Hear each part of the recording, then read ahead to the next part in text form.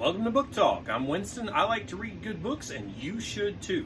Today we are talking about Battlegroup Z, or Battlegroup Z, by Daniel Gibbs. And that cover shot was just the box set of the first 3 books. There are 6 books in the series, and I'm going to talk about the entire 6-book series. So, Justin Spencer thought he was signing up for a free education and a leisurely tour of duty, blasting asteroids out of the shipping lanes. Instead, he bought himself a war. I enjoyed this series in the same way that I enjoyed playing the Wing Commander video games. There's some background for the setting, the bones of motivation for hostilities, and some cutscenes where the main characters get to know each other. But the primary draw here is the non-stop, slam-bang, seat-of-your-pants Starfire shootouts. This is good stuff. There's a lot to like about this series. The action scenes are exciting and vivid, calling to mind my favorite dogfighting video games and movies. The characters are distinct in voice, approach, and motivation.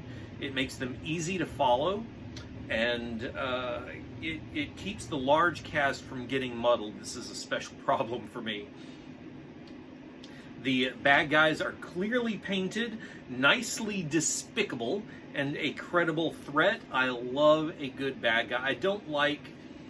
I like a bad guy that I love to hate, and this has bad guys that I love to hate these guys. The consequences of the engagements are bleak and impactful. The writing is smooth, clear, and natural to read. The military ranks, this is military sci-fi. They are based on the Air Force instead of the Navy, which took a little bit of adjustment, but it works fine. It's okay. The biggest thing that challenged me when reading was the premise that the worlds of the Terran Coalition all have disparate religions that perfectly get along with and accept each other as valid viewpoints. It's very Unitarian. It makes it a bit easier when one character describes herself as a Muslim, but a cultural Muslim rather than religious.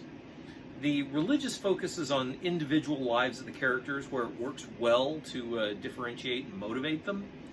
The series benefits from keeping the various religious doctrines removed from the reader by making it part of the characters. But the series as a whole suffers from having characters with opposing religious tenets endorsing each other's views. I found that really, really difficult I just found that really, really difficult. I just noticed I was missing a book. My Mutiny on Mars fell down. Oh. Weapons Free, the opening novel of Battleground Z, is, and it sounds so much better as Z than Z, right? Is pure comfort food. As soon as I meet Justin and Whately, I know who these characters are and what their role in the story is going to be.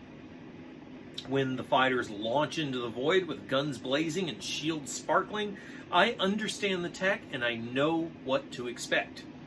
It lets me relax and just enjoy the action. The action escalates in Hostile Spike, Book 2. The consequences grow more dire and the characters begin to grow and evolve from the basic archetypes that are the first book into fully fleshed out people with conflicting goals and motivations.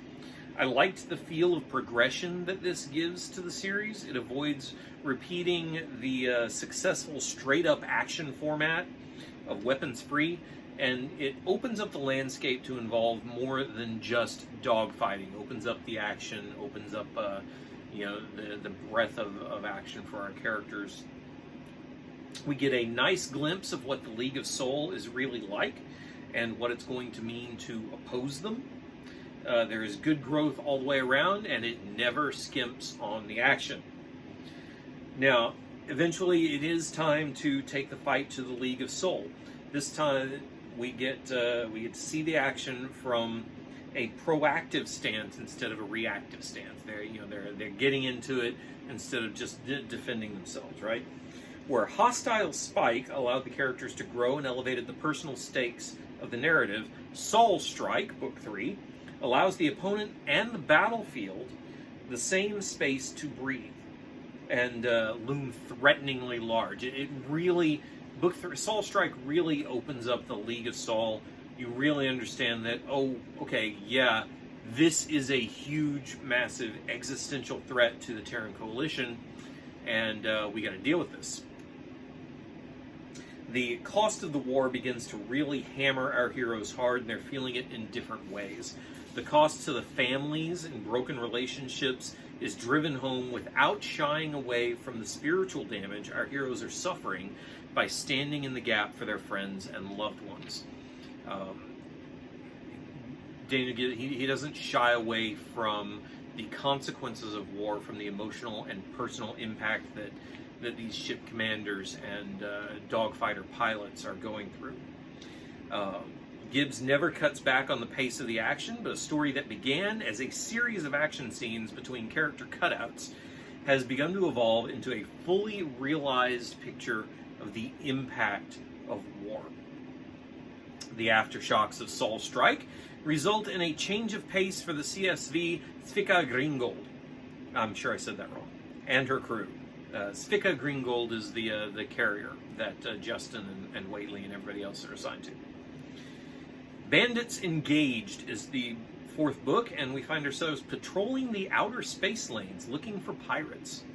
So yeah, big change of pace from what has been a war series up till now.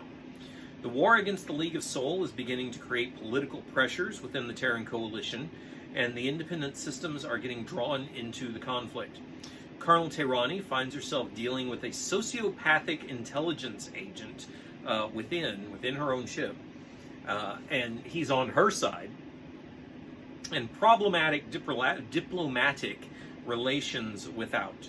The war takes a turn for the underhanded, and the result will open up new questions for our heroes. So where we've gotten to grow the characters and grow the action and grow the stakes, now we're growing the scope of the action as well. So this is opened up from more than just a starfighter action series to ground fight. It includes ground fight and covert actions, and now we've expanded that even more.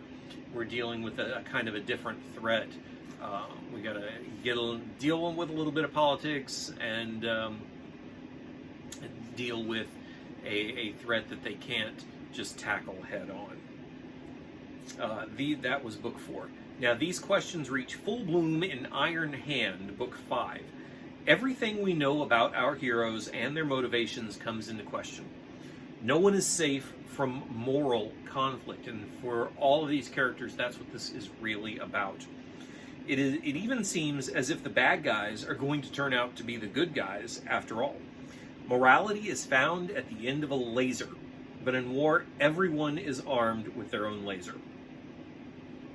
Every bit of character growth in every previous book leads up to this point. This is where everything comes crashing together. It only remains to be seen what the shards are going to look like.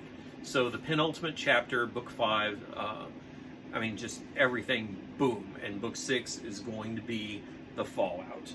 Final Flight, book 6. It is time to avenge the loss of Erie, the planet Erie, to the League of Soul. The war is moving from one of survival to one of ideological supremacy and political maneuvering. Our heroes are caught in between the merciless guns of the League and the uncaring power plays of their own politicians. They will go where they are ordered, they will fly into the teeth of the enemy, and they will do it all while still reeling from the shocking aftermath of Iron Hand. When the last space fighter lands, the survivors are left questioning who is the real enemy and what are they going to do about it. But eventually, the heroes turn their guns, it is a fitting finale to an explosive action series that starts out light but eventually turns its guns on everyone but the reader. The reader never gets shortchanged in this and never gets attacked, and I really, really appreciate that most of all about this series. All in all, Battlegroup Z is an adrenaline junkie's war in space, fought by complex and conflicted characters against a remorseless and underhanded enemy. Oh, that's the best kind. It scratches every space action itch I want, and although it takes its time to develop complex themes, it does get there in the end. All of Daniel Gibbs' books can be found on his website. And of course, you'll find a link to that in the notes here. Godspeed, pilots. So, you know what your assignment is? Find a good book. There's a good book. There's a good series, Battlegroup Z by Daniel Gibbs. Read it. If you'd like some science fiction inspired by 1960s era of sci-fi, head over to starmansaga.com. You can check that out there. If you want to read some sci-fi that was actually written in the 60s, head over to dianedetzer.com and check out Diane Detzer's Intergalactic League. And when you've done all of that, come on right back here, because there's more book talk yet to come.